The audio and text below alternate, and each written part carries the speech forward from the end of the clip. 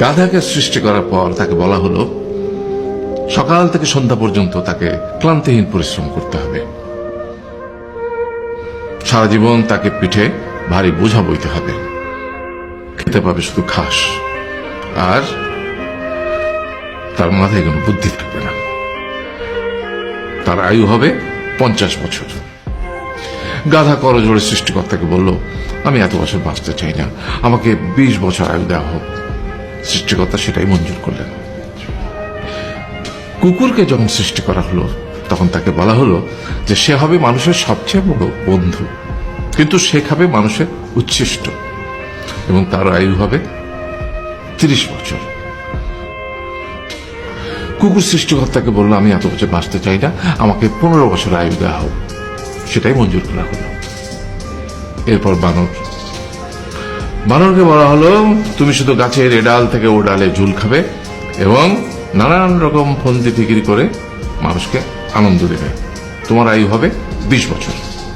বানর বলল, আমি 20 বছর বাঁচতে চাই না, আমাকে 10 বছর দেওয়া হোক। সেটাই মঞ্জুর করা হলো। এবার এলো পুরুষ মানুষের পালা।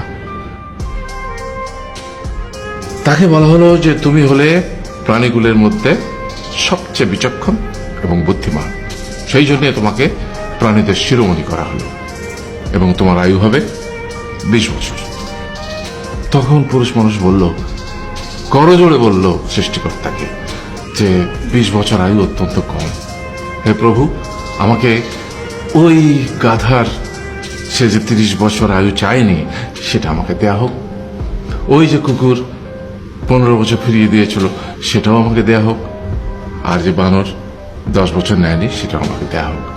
20 বছর অত্যন্ত কম, আমি দীর্ঘদিন বাঁচতে চাই। সৃষ্টিকর্তা সেটাও মঞ্জুর করলেন। তারপর কি হলো?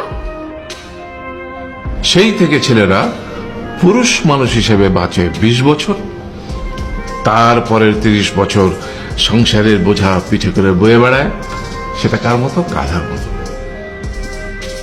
তারপরের 15 বছর সে তার ছেলে মেয়েরা যা দেয় সেই রকম ঠিক কুকুরের মতো উচ্ছিষ্ট খেয়ে বাঁচে। আর তারপরে বৃদ্ধ বয়সে ঠিক বানরের মতো, যেমন গাছের এডাল থেকে ওডাল ঝুল খায় বানর, তেমনি এই ছেলের বাড়ি থেকে ওই ছেলের বাড়ি, আর নানান রকম ফন্দি ফিকির করে তার নাতি নাতনিদের আনন্দ দেওয়ার চেষ্টা করে।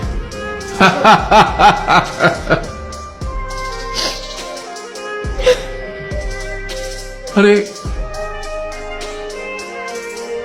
এই থাম, কাঁদছিস কেন?